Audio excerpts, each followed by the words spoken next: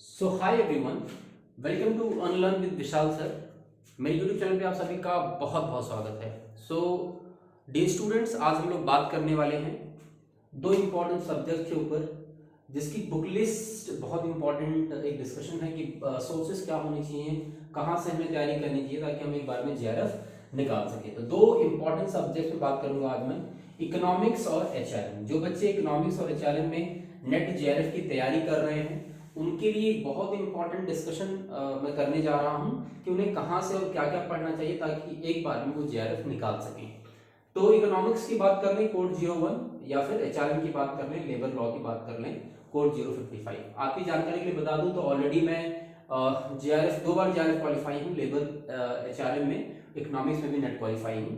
सो कहाँ से हमने तैयारी की, कौन कौन से सोर्सेज मैंने रेफर किए और किस तरीके से आप अपनी तैयारी को एक बार में, अगर आप इन सोर्सेज को फॉलो करते हो तो एक बार में बड़े आसानी से जेआरएफ निकाल सकते हैं आप। ठीक है जी, 70-80% आप वहां पे स्कोर कर सकते हो बड़े आसानी से। तो चलिए बात करते हैं इकोनॉमिक्स की। उससे पहले अगर ये वीडियो आपको यूजफुल लगेगी तो डेफिनेटली आपसे रिक्वेस्ट है कि आप इसको सब्सक्राइब करिए चैनल को, और अगर आप मुझसे कोई भी क्वेरी आपकी है पूछना चाहते हैं तो इस वीडियो के कमेंट सेक्शन में लिख सकते हैं। मेरा नंबर, पर्सनल नंबर मैं शेयर कर रहा हूँ 7007993387। इस पे आप अपनी क्वेरी पोस्ट कर सकते हैं, अपने मैसेजेस पोस्ट कर सकते हैं। मेरे YouTube channel, WhatsApp group, Telegram, Facebook, Instagram और ट्विटर से जुड़ने के लिए आप unlearn with Vishal sir search कर सकते हैं। And a very important information, अगर आप वाकई में बहुत सीरियस होकर के नेट जेआरएफ की तैयारी करना चाहते हैं तो टेलीग्राम चैनल पर 1000+ PDF and books notes available हैं, इकोनॉमिक्स के भी है, और मेरे खुद के बनाए हुए एचआरएम के जो नोट्स हैं वो भी हमने टेलीग्राम चैनल पर शेयर किया है। ठीक है जी, मेरे खुद के हैंड रिटन शॉर्ट नोट्स वो मैंने शेयर कर दिया, 2 पार्ट्स में अवेलेबल होगा। आप वहां सर्च करेंगे HRM note by Vishal sir part 1 and part 2। तो लगभग एचआरएम की बात करें और इकोनॉमिक्स की बात करें तो काफी लेंथी पोर्शन है, काफी लेंथी सब्जेक्ट्स हैं इसमें, और काफी एक्सटेंसिव डीप स्टडी रिक्वायरमेंट होती है। अगर आप वाकई में इन सब्जेक्ट्स में अपना कैरियर बनाना चाहते हैं, चाहे आप लेक्चरर बनना चाहते हैं, प्रोफेसर बनना चाहते हैं, तो चलिए हमने कहाँ से स्टडी किया था मैं आपको बताना शुरू कर देता हूँ। सबसे पहले बात करते हैं इकोनॉमिक्स की। तो इकोनॉमिक्स के लिए बेटा सबसे पहले बात करें गाइड बुक कौन कौन सी अवेलेबल है। तो ये 4 इंपॉर्टेंट गाइड बुक्स मैं आपको रेकमेंड करूंगा। एक तो है ट्रूमैन हिंदी और इंग्लिश दोनों में अवेलेबल है। तो गाइड बुक अगर लेनी है आपको, अगर आपको देखना है शॉर्ट में क्वेश्चन प्रैक्टिस के लिए, तो ट्रूमैन ले सकते हैं। और यूथ कंपटीशन टाइम्स का एक तरीके से chapter wise and proper question practice अगर आपको करनी है तो यूथ कंपटीशन टाइम्स वालों का आता है, हिंदी और इंग्लिश दोनों सब्जेक्ट में इकोनॉमिक्स का अवेलेबल है। अरिहंत भी आता है, हिंदी और इंग्लिश दोनों में अवेलेबल है, ये भी आप ले सकते हैं। उपकार भी हिंदी और इंग्लिश दोनों में अवेलेबल, आप ले सकते हैं। तो ये आपकी हो गई गाइड बुक। जहां ट्रूमैन ले लीजिए, यूथ कंपटीशन टाइम, मैं तो कहूंगा यूथ कंपटीशन टाइम जरूर लीजिए क्योंकि इसमें प्रॉपर एक्सप्लेनेशन दिया है, हर एक क्वेश्चन का आंसर प्रॉपर दे रखा है। अरिहंत, ट्रूमैन या उपकार में से कोई एक बुक आप ले सकते हैं। अब बात करते हैं रेफरेंस बुक की, कौन कौन से रेफरेंस बुक्स हमें पढ़नी चाहिए। तो बेटा हमेशा ध्यान रखना, अगर आप इकोनॉमिक्स के स्टूडेंट रहे हैं तो आपने कहीं ना कहीं बीए किया होगा या फिर आपने एमए किया होगा, और अगर आप बीए और एमए आपने स्टडी की होगी तो जरूर आपके टेक्स्ट बुक होंगे, राइट।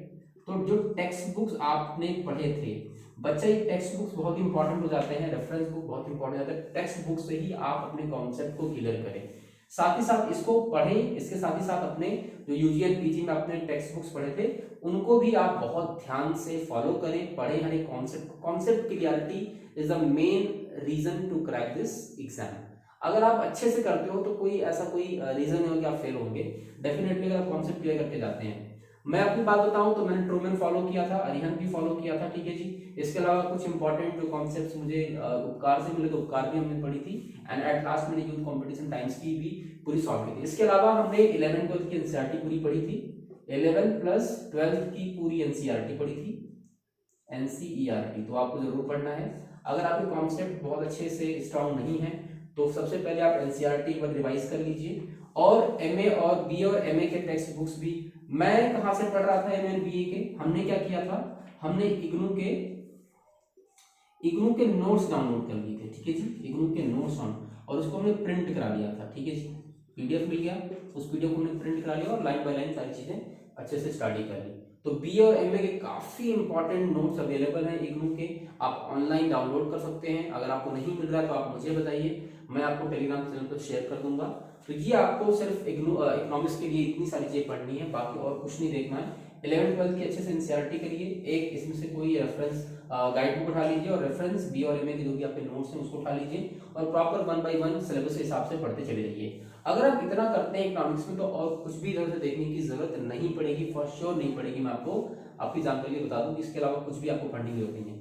इतना सोर्स आपके लिए बहुत पर्याप्त है कि आप 80+ % ला सकते हैं नेट के एनडीए नेट एग्जाम में बड़े आसानी से। ठीक है जी, कॉन्सेप्ट क्लियरिटी इंपॉर्टेंट हो जाता है, तो जितने आसानी से जितने इन डेप्थ आप टेक्स्ट बुक्स को पढ़ेंगे, कॉन्सेप्ट को समझेंगे, आप एक बार में इस एग्जाम को आसानी से निकाल सकते हैं।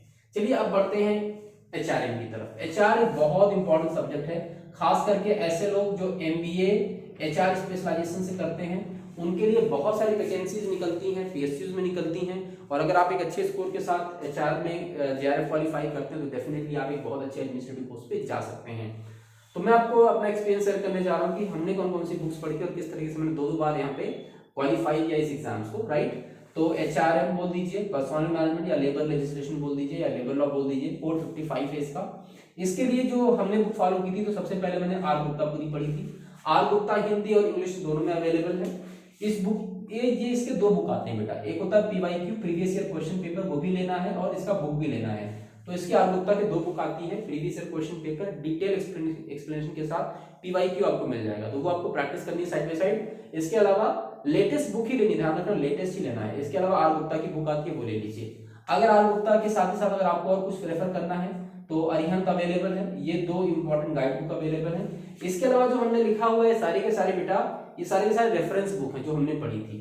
हमने कई जगह से सीए, सीएससी और सीएमए के नोट्स फॉलो किए थे जो कि हमारे लेबर लेजिस्लेशन या एचआरएम से रिलेटेड थे, तो वहां से मैंने इंपॉर्टेंट बुक्स और नोट्स डाउनलोड किए थे जो कि फ्री ऑफ कॉस्ट गूगल पे और उनके वेबसाइट्स पे अवेलेबल है, यू कैन डाउनलोड इट। अगर आपको नहीं मिलता है आप टेलीग्राम चैनल में मुझे मैसेज करिए, मैं आपको शेयर कर दूंगा, ठीक है जी। इसके अलावा इग्नू के नोट्स जो एमकॉम और एमबीए में इंडस्ट्रियल रिलेशन वाले पढ़ाए जाते हैं वो आप जरूर निकाल लें, राइट।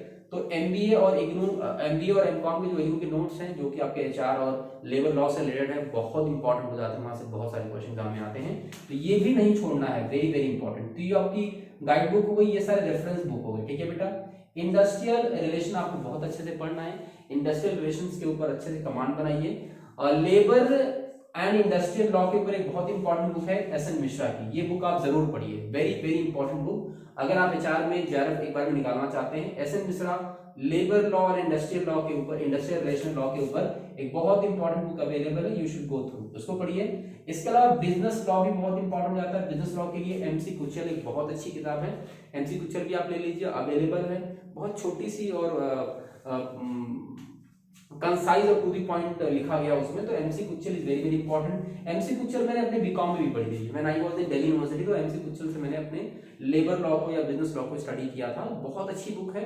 और सेक्शन वाइज वहां पे एक्सप्लेनेशन हर एक का एग्जांपल दे रखा है, केस स्टडी दे रखी है, तो बड़े आसानी से आप पढ़ते हो। ध्यान रखना एचआर में, लेबर लॉ में आपकी जानकारी के लिए बता दूं लगभग 19 से 20 एक्ट हैं, 19 to 20 एक्ट्स हैं बेटा, ठीक है। और इन सभी एक्ट को आपको बहुत थॉरली स्टडी करना पड़ेगा, तभी एग्जाम एक बार में निकाल सकते हैं आप। इसके लिए बहुत जरूरी है कि एसएन मिश्रा को, एमसी कुचल को बहुत अच्छे से पढ़ना।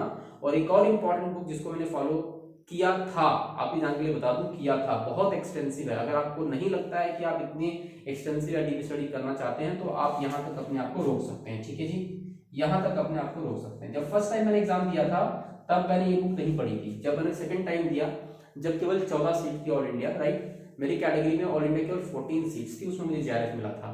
तो पीएल मलिक जो कि ईबीसी पब्लिकेशन है, अवेलेबल है आपके अमेजोन पे भी अवेलेबल है, फ्लिपकार्ट पे अवेलेबल है, आप ऑनलाइन ऑर्डर कर सकते हैं। इसकी प्राइस लगभग 1700-1800 रुपए की बुक है, डिस्काउंट में आपको 1200 के आसपास मिल जाएगी। लेबर एंड इंडस्ट्रियल लॉ की ये बुक है, बहुत एक्सटेंसिव है, केस स्टडी बहुत अच्छे से दे रखे हैं, लैंग्वेज बहुत ही सिंपल है, क्रिस्प बिल्कुल भी नहीं है। तो जितने भी यहाँ पे मैंने सोर्सेज आपको बताए, ये आपके नेट जेआरएफ के एग्जाम में बहुत सूटेबल सोर्सेज हैं, बहुत ऑथेंटिक सोर्सेज हैं, तो ये रेफरेंस बुक आपको पढ़ने ही पढ़ने हैं। इसके अलावा जिन बच्चों ने एमबीए किया है, एमबीए उनका एचआर है, तो अपने एमबीए और एमकॉम के नोट्स भी जरूर आप वहां पे फॉलो करें, रिवीजन कर लें, जो भी आपने अपने ग्रेजुएशन और मास्टर्स में कहीं से भी कुछ भी पढ़ा है तो उन बुक्स को भी निकाल लें। अलॉन्ग विद दैट आपको ये सोर्स तो जरूर पढ़ के जाना है। और इन दोनों में कोई एक बुक लेनी है। अगर आपने अरिहंत ले लिया है तो आर गुप्ता मत लीजिए, वैसे मैं सजेस्ट करूंगा आर गुप्ता ले लीजिए, इसके PYQ ले लीजिए और बुक ले लीजिए। इसके अलावा ये रेफरेंस बुक अरेंज कर लीजिए, ऑनलाइन अवेलेबल है, इसमें से कोई एक बुक खरीद लीजिए। अगर आप MC बुचर खरीदते हैं तो ऐसे मिश्रा मत खरीदिए, और PL मलिक खरीदते हैं तो आप ये दोनों मत खरीदिए। अगर आप PL मलिक ले लेते हैं तो आपको इन दोनों को लेने की जरूरत बिल्कुल भी नहीं है। तो ये पूरा का पूरा आपका HR और इकोनॉमिक्स के बेस्ट बुक्स एंड सोर्सेज हैं, ठीक है जी। ये बेस्ट बुक्स हैं जिसके थ्रू आप अपने JRF को आसानी से इकोनॉमिक्स में या HRM में निकाल सकते हैं। तो इस वीडियो में इतना ही इंफॉर्मेशन देना था बच्चा लोग। तो जिन बच्चों को इकोनॉमिक्स में और HRM में JRF निकालना है, ये बहुत ही ऑथेंटिक सोर्सेज हैं, इधर उधर भटकने की जरूरत नहीं है, बगैर किसी से पूछने की जरूरत नहीं है, क्योंकि मैंने खुद स्टडी की हुई पढ़ी हुई है, एक एक पेज इन किताबों के उल्टे हैं मैंने, राइट। तो मैं अपना एक्सपीरियंस बता रहा हूँ कि बहुत ही ऑथेंटिक सोर्सेज है। इग्नू के नोट्स में फिर एक बार इंडिकेट कर दूं, बहुत इंपॉर्टेंट हो जाते हैं, ठीक है जी। और अगर आपको जरूरत पड़ेगी तो डेफिनेटली टेलीग्राम पे मैंने शेयर भी किया है, और अगर आप जुड़ना चाहते हैं टेलीग्राम पे तो unlearn with Vishal sir channel search करेंगे तो मिल जाऊंगा, नहीं तो आप मुझे मैसेज कर सकते हैं, अपना नाम लिखें, अपना सब्जेक्ट लिखें, और कृपया करके कॉल ना करें, सिर्फ अपना नाम और सब्जेक्ट लिखें, मैं आपको लिंक भेज दूंगा, आप कनेक्ट कर सकते हैं, वहां से free PDF notes books download कर सकते हैं। So this is all for today, and इस पर्टिकुलर वीडियो में इतना ही। और अगर कोई क्वेरी है आपकी तो कमेंट सेक्शन में जरूर लिखें, उसका आंसर मैं करूंगा। और अगर ये वीडियो आपको अच्छा लगा, मेरा प्रयास अच्छा लगा, और वीडियो बिल्कुल ऑर्गेनिक है, अगर आपको लगता है इसमें कोई इधर उधर की बात नहीं है, तो आप इसको सब्सक्राइब कर सकते हैं चैनल को और शेयर कर सकते हैं। थैंक यू सो मच, मिलते हैं अगले वीडियो में, तब तक के लिए अपना ध्यान रखें, बाय बाय, टेक केयर।